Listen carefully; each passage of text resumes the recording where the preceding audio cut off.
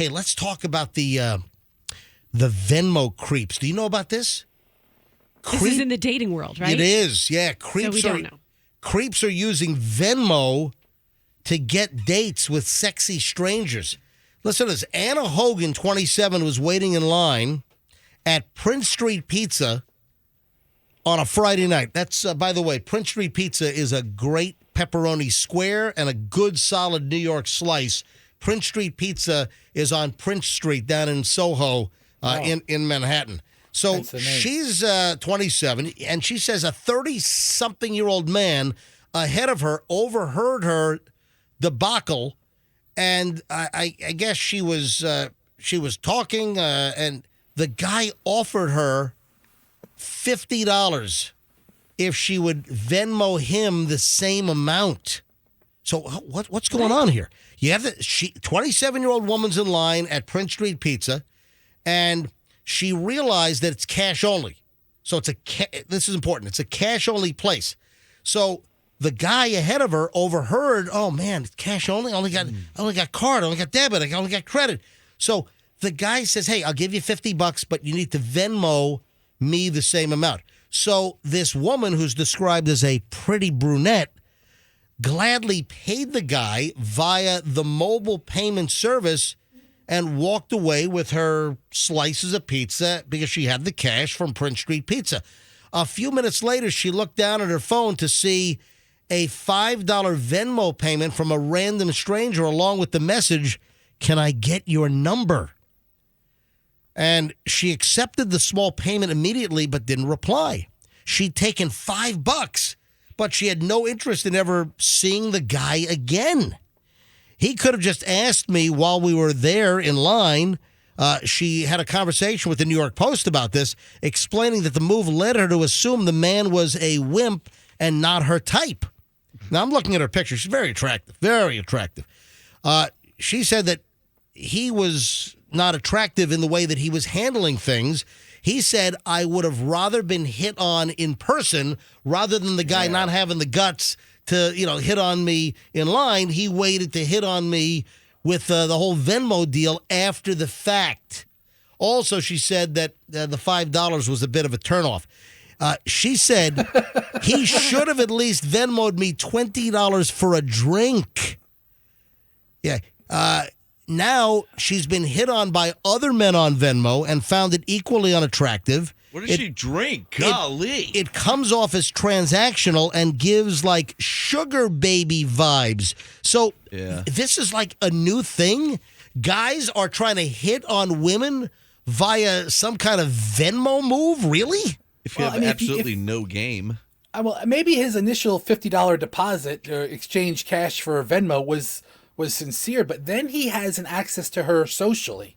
They connect on Venmo. Now he knows how to reach her. Yeah. Or, so it's kind of like meeting somebody and then instantly becoming a Facebook friend or a Instagram friend with them, to where they know how to get a hold of you through another means. So the story is some singles are looking beyond the typical dating platforms, and now they're concocting this Venmo scheme to try to find love, sending payments along with flirtatious messages to attractive strangers.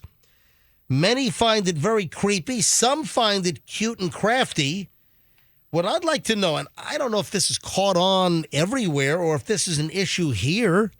You're basically paying to hit on the girl? Well, I want to know if anyone listening to the program right now, if anyone locally, or maybe you're on our app or any of the streaming apps, maybe you're listening to us somewhere around the country, but I would like to know, is there anyone listening who's been hit on via Venmo? Have you had any kind of a Venmo transaction, any kind of an interaction with a guy or, hey, maybe a woman, and then they start hitting on you via Venmo? Is anybody listening that has had anything like this happen to them, because it's turning into a thing? 800-990-1047.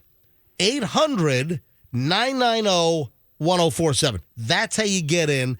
This is kind of obscure. It seems like this is like the beginning of this, that this is just the genesis of like monetary payment app dating, and hitting on women.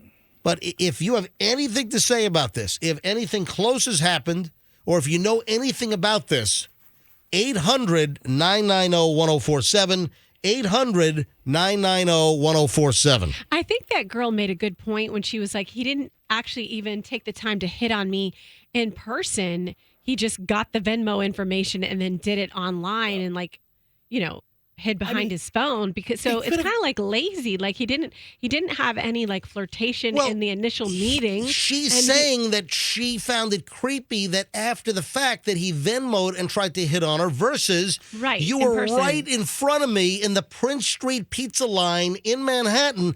Why didn't you say, listen, I find you very attractive. I would like, can we have a drink?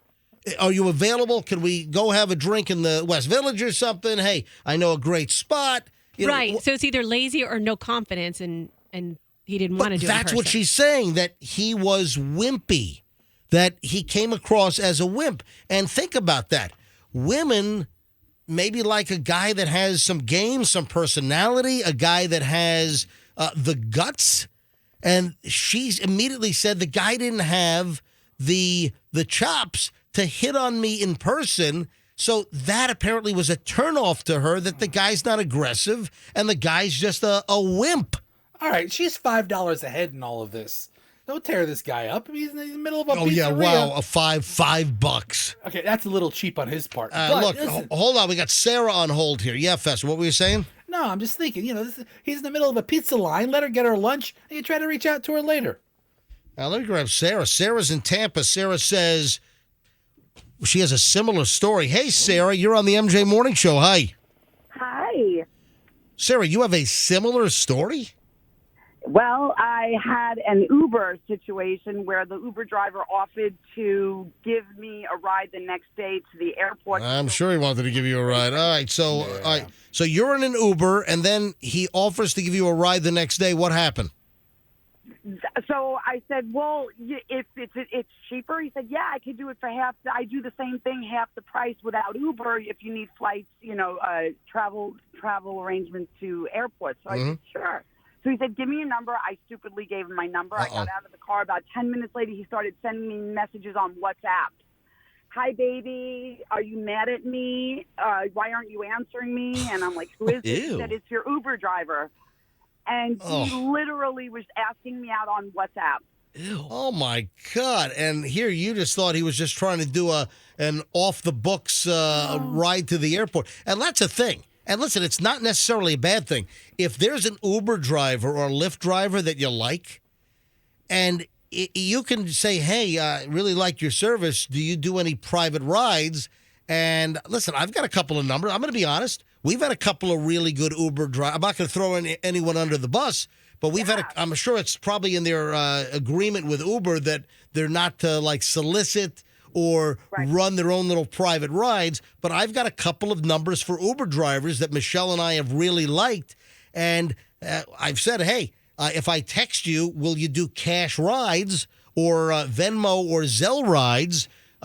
Why? Because they get to keep all the money, whereas the Uber or the Lyft drivers, don't they give like half the money to Uber or Lyft? So, listen, there are some good ones out there, but Sarah, in your case, the guy's like all creeping up on you. Yeah. And I'm 60, and he's like in his 20s, and I got home and I said to my husband, somebody's hitting on me on WhatsApp. And we were going to report it because it was getting creepy. It was to the point where I said, please stop messaging me. And he said, are you mad at me? I'll make it up to you. Like, he went on and on and on and on. I had to block him from my phone, block him from WhatsApp, and I contemplated calling Uber because I said, this guy's kind of dangerous. Like, he was saying some really off-the-wall stuff. Can you share some of the off-the-wall stuff? Is it clean for broadcast? No. Oh, my God. Can you censor it? How can you put it in a way that it would be acceptable for like a fourth grade classroom? It was almost like he was offering almost like trade. Like, I'll trade you. I'll give you a free ride if you give me some free time on my lap. A free ride. Oh my yeah, exactly. God, really? Ride for ride. Yeah. So wait, Sarah, how did you finally shake this cretin? Blocked him. Hold on. So you just hit your touch tone. Say it again. You blocked him? I blocked him. I blocked him. But now I'm freaked out, and I said, well, should I call Uber and report him? But I was worried because he had the address where he picked me up, which was my son's house, and he had the address where he dropped me off, which was my daughter's. Does your son have a sawed-off shotgun? Yeah. Yeah, right. So I was afraid because he had our locations, and I said if I report him, he might come back. I don't know. Yeah, that's not good. Hey, and I don't even know if he didn't speak English. He made believe he didn't speak English when we were in the car, and he was sending me he was showing me his phone and trying to communicate with me that way. Oh, wow, that's crazy. So, yeah, all right, Sarah, thanks for the call. Look at that. Yeah.